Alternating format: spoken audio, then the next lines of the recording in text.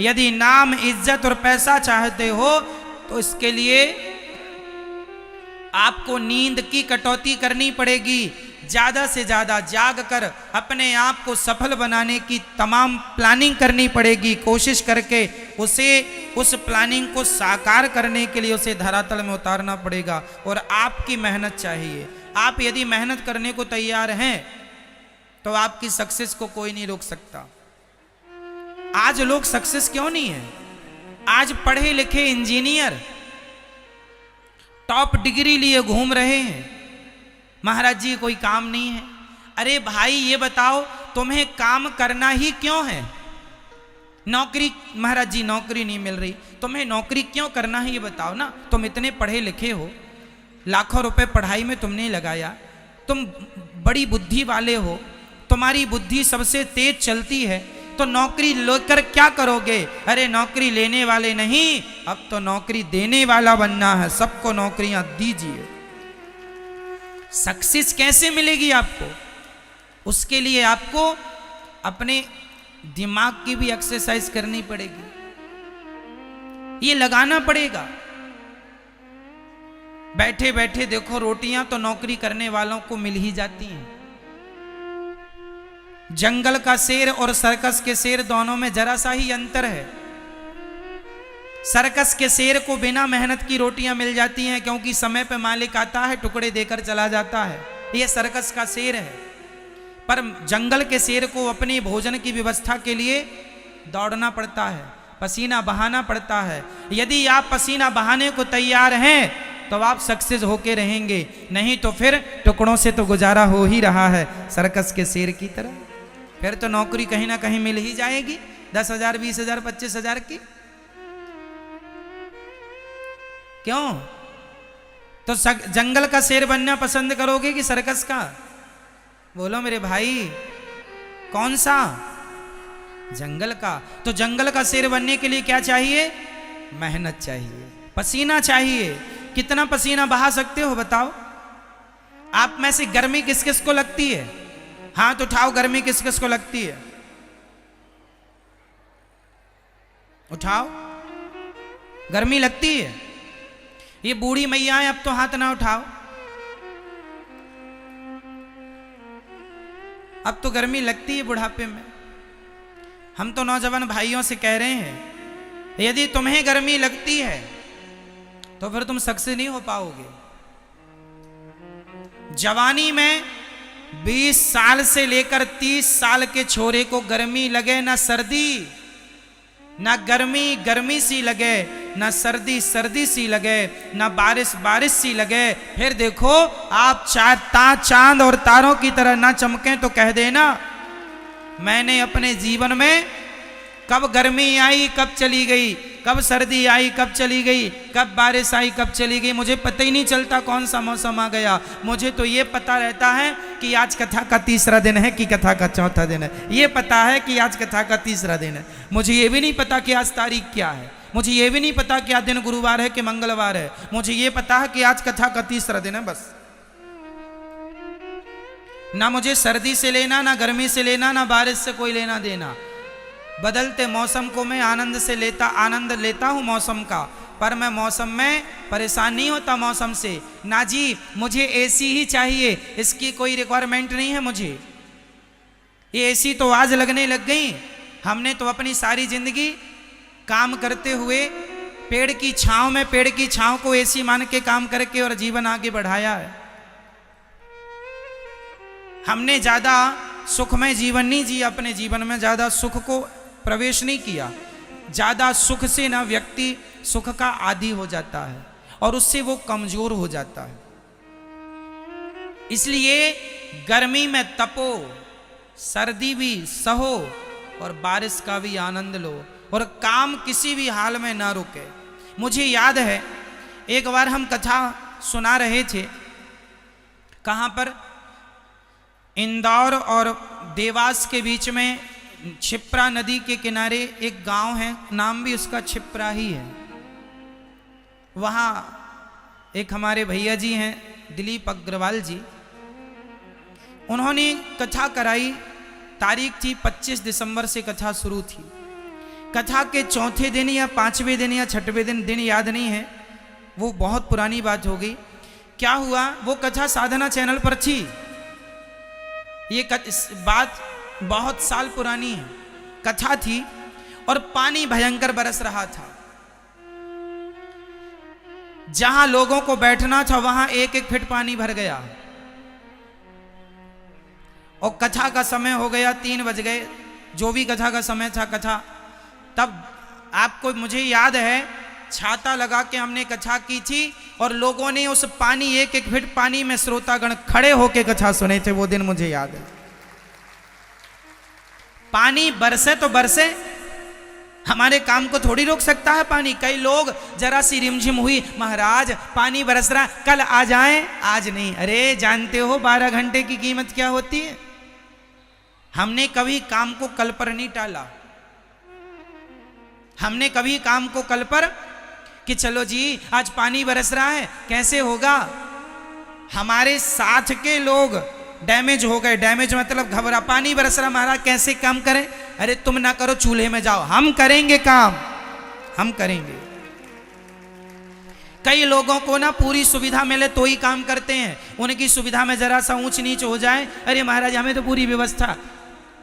हम तो लोगों के यहाँ जब कथा सुनाने जाते थे ऐसी ऐसी व्यवस्थाएं मिलती थी। कई बार तो हमें लोटा लेके शौच करने के लिए बाहर जाना पड़ता था, नहाने। वहीं कथा होने वाली थी, वहीं नल लगा था, वहीं नहाना पड़ता, नहा के फिर जाओ, क्योंकि कोई अटैच व्यवस्था नहीं थी। गांव गांव में कथा सुनाने जाते थे, बिजली की व्यवस्था नहीं थी। गर्मी भयंकर, 9 तपा में एक बार हमें याद है कि 9 तपा चल रहे थे और एक जगह हम कथा में गए। उन्होंने कहा महाराज जी आपको कथा सुनाने आना है। हम उनका आग्रह टाल ना पाए, कथा सुनाने उनके गांव में गए। उनके गांव में कोई बिजली नहीं और उन्होंने रुकने की व्यवस्था हमारी कहाँ की। वो मंदिर में, मंदिर होता है ना, मंदिर के ऊपर जो ऊपर गुम्मज होती है, तो उनने छत बना रखा था, तो नीचे तो भगवान थे, ऊपर जरा सी गुम्मज निकली थी, मतलब पूरा खड़ा नहीं हो सकता आदमी। वो जरा सी जगह थी, वहां हम लोगों को 5 लोगों को रुकाया एक जगह। वहां मतलब हम पूरे खड़े भी नहीं हो पाते थे, खड़े होए तो वो गुम्मज लगे। वहां रुकने की व्यवस्था की यजमान जी ने, और उस हाल में भी हमने वहां रुककर कभी किसी से कोई शिकायत नहीं की। हम तो ये कह रहे हैं कि हमारे जीवन में भी उतार चढ़ाव के दिन बहुत आए हैं, हमने भी हर परिस्थितियों का सामना किया है। हम ये नहीं कि अब व्यवस्था ऐसी मिलेंगी तो ही काम करेंगे, ना जी, हम तो काम करेंगे, व्यवस्था मिले ना मिले। हम व्यवस्था के पीछे काम नहीं रोकते। कई लोग व्यवस्था ना मिले तो काम रोक देते, नहीं जी, काम काम होगा, व्यवस्थाएं रहें ना रहें, हर स्थिति में हमने काम को महत्व दिया। हमने कभी आराम को महत्व नहीं दिया, हम पूरा दिन काम करते थे। आपको याद होगा पहले हम कथा सुनाने जाते थे तो कथा हम सुनाने 12 बजे बैठ जाते थे। हमें याद है, आज भी वो श्रोता हैं, आज भी वो चीज़ें हैं, बहुत ज़्यादा पुरानी बातें नहीं हैं ये। 12 बजे हम कथा सुनाने बैठते थे और शाम के 7 साढ़े 7 बज जाते थे कथा सुनाते सुनाते। एक आसन पर 12 से 7 बजे तक कथा सुनाई। मुझे अच्छे से याद है, श्रोता भी थे और लोग सुनते थे। 7 घंटे एक आसन पे हमने कथा सुनाई। अब तो 3.5 घंटे सुनाते हैं आपको, लेकिन हमने 7 घंटे, 7.5 घंटे सुनाते थे। आज भी वो श्रोता हैं और सुनते थे लोग। तो जीवन में जबकि हमें 3 घंटे कथा सुनाने, अब यजमान को हम चाहे 10 घंटे सुनाएं, चाहे 3 घंटे सुनाएं, वो पैसा तो उतना ही देता, क्यों? लेकिन हमने हमारी श्रद्धा से सुनाई कि भाई हम आपको सुनाएंगे, हम आलस नहीं करेंगे, हम काम चोरी नहीं करेंगे कि आपने हमें 3 घंटे के लिए बुलाया है तो हम 3 घंटे ही काम करें। ना जी, हम अपनी ओर से आपको बेहतर देने की कोशिश करेंगे। हमने कभी काम चोरी नहीं की, हमने कभी काम चोरी नहीं की। जो किया है परफेक्ट किया है। और आपको यही समझाते हैं, सिखाते हैं, व्यवस्थाओं के चक्कर में काम ना बिगाड़ा करो। व्यवस्थाएं मिलें ना मिलें, काम होना चाहिए। क्यों जी, सही है? बताइए, काम जरूरी है। अब देखो, मैं आपके घर 7 दिन के लिए गया और जरा व्यवस्थाएं कम ज्यादा हैं, चलेगा? भाई व्यवस्थाओं का क्या है, 7 दिन की ही तो बात है। काम करना है, हम काम करने गए हैं, हम व्यवस्थाएं लेने नहीं गए। इसलिए आप अपने जीवन में ये कसम खाओ, संकल्प लो कि काम को महत्व देंगे। काम को, मैंने भूखे प्यासे काम किया है, बुखार में काम किया है, बीमारी थी तो काम किया है। हमने हर क्या आपको क्या लगता है हमारे जीवन में संकट नहीं आए? संकट तो जितने आपके जीवन में आते हैं उतने ही ये दास के जीवन में आए, पर हमने अपने संकटों को हंस कर के टाल दिया है, हंसते हुए टालते चले गए। हमने संकटों को जीवन में हावी नहीं होने दिया।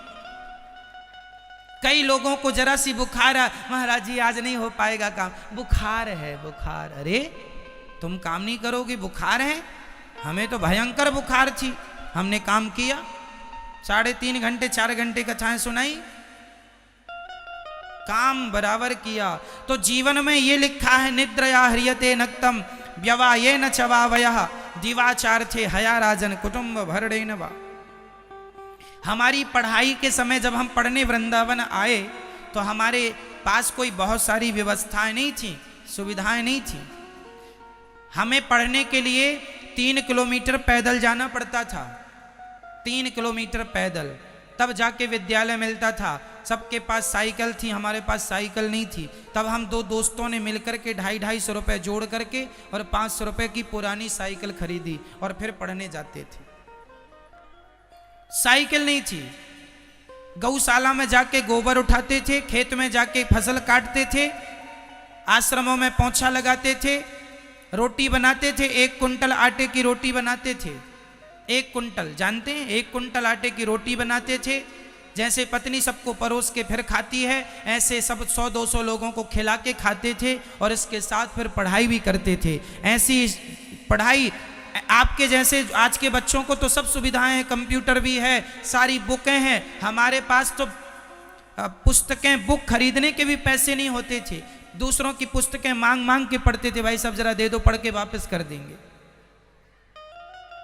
ऐसी स्थिति में पढ़ाई की है। तो पढ़ाई करके हमारे समय पर तो हम तो प्राइवेट स्कूल में नहीं पढ़ पाए, सरकारी स्कूल में पढ़ते थे।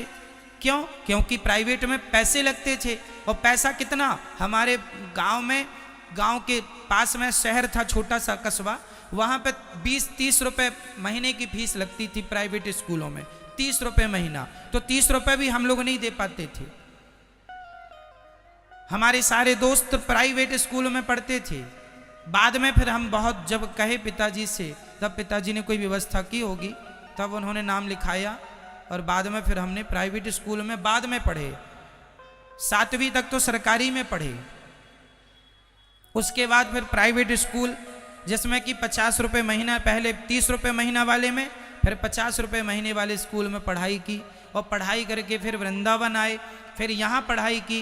तो यहाँ सारे काम करते हुए हमें पढ़ना होता था। पोंछा भी लगाना है आश्रम में, रोटी भी बनानी है, गौशाला में जाके गोबर भी करना है आपको, सारा काम करके फिर आपको पढ़ाई करनी है।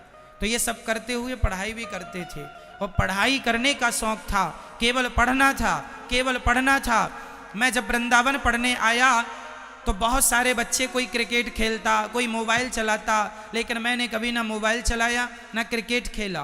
मैं कहता था मैं यहाँ क्रिकेट खेलने थोड़ी आया हूँ, मैं पढ़ने आया हूँ, सिर्फ पढ़ूंगा। नहीं समझ में आए तो भी पढ़ता था, तो भी पढ़ता था, पढ़ता था, पढ़ता था, पढ़ता, एक ही जुनून था, सिर्फ पढ़ना। और मैं क्या पढ़ने का संकल्प, कई लोग बोले ये पढ़ लो, वो पढ़ लो, ना जी, सिर्फ भागवत पढ़ूंगा। मैंने कुछ नहीं पढ़ाई की, सिर्फ भागवत पढ़ूंगा। जीवन में आपको संकल्प लेना होगा, ये करना है मतलब करना। उसके लिए जितनी चुनौती आएंगी आपको सामना करना पड़ेगा। तब जब पसीना बहा लोगे, जितना ज्यादा पसीना बहाओगे, ईश्वर उतना सफल बनाएंगे आपको। बस पसीना बहाने को तैयार तो हो जाओ। मेहनत करके देखो सफलता। लोग कहते हैं महाराज जी हम सफल नहीं हो रहे हैं। अरे भाई, सफलता के लिए जितनी मेहनत चाहिए आप उतनी कर नहीं रहे। पास होने को 33 नंबर चाहिए और आप 20 नंबर लेके आए हैं, कैसे पास हो जाएंगे? पास होने को कम से कम 33 तो लाओ। डिवीजन बनाने हैं तो और ज्यादा लाओ, कम से कम 33 तो लाओ। उसी तरह जितनी मेहनत चाहिए आप उतनी नहीं कर रहे, जितनी चाहिए आप उतनी। हम लोगों ने ट्रेनों में यात्राएं की हैं, भरी भरी ट्रेनें चलती थी, रिजर्वेशन नहीं मिलता था, जाना था तो जर्नल डिब्बे में। अरे जर्नल तो छोड़ दो, जर्नल डिब्बे की टॉयलेट लेट बात में भी बैठ बैठ के घुस घुस के वहां यात्राएं की, क्योंकि वहां मंजिल तक पहुंचना है। अब पहुंचना है, अब कहे नहीं जी ट्रेन की टिकट नहीं मिल रही है, अब तो नहीं आ सकते। नहीं जी आएंगे, आप भरोसा रखना।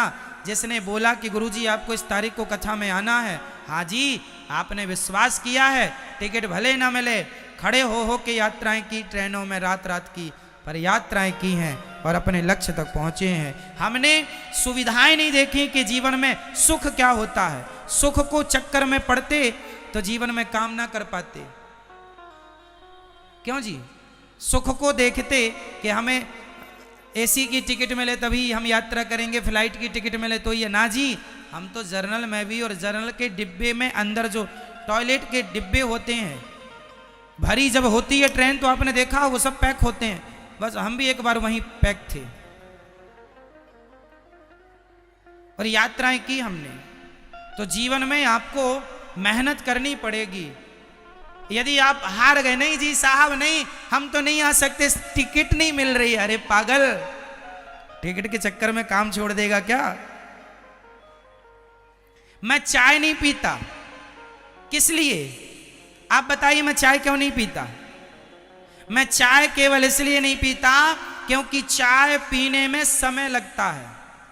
समय इतना है नहीं। एक तो हम किसी के घर गए, महाराज बैठो चाय, अब चाय बनाने में कम से कम 15 मिनट लगेगा, तो 15 मिनट बनाने का लो और पीने का 5 से 7 मिनट लो, तो कितना हो गया? 20-22 मिनट। अब 20-22 मिनट भाई मेरे पास था नहीं, मैं क्यों 20-22 मिनट बर्बाद करूं? 5 रुपए की चाय है और 20 मिनट का समय है। बताओ चाय कीमती है कि समय कीमती है? जोर से और जोर से, क्या? इसलिए मैंने समय को पकड़ा, चाय को छोड़ता चला गया। और आप 20 मिनट को बर्बाद करते हैं एक कप चाय के लिए। क्या घर में चाय नहीं मिलती आपके, जो दूसरों के घर में जा जा के चाय पीते हो? और आप लोग समय बर्बाद करते हो, अपना भी और दूसरों का भी। कह दो ना भाई साहब चाय नहीं, हमें जरूरत है। 5 रुपट्टी की चाय है, करोड़ों का समय खा जाती है। लोग, भारत में वैल्यू नहीं है समय की, इसलिए लोग पीछे हैं। काश आपने समय को महत्व दिया होता और अपने आप को आगे बढ़ाने की सारी कोशिशें की होती तो आप बहुत सक्सेसफुल होते, बहुत बहुत सक्सेस होते आप।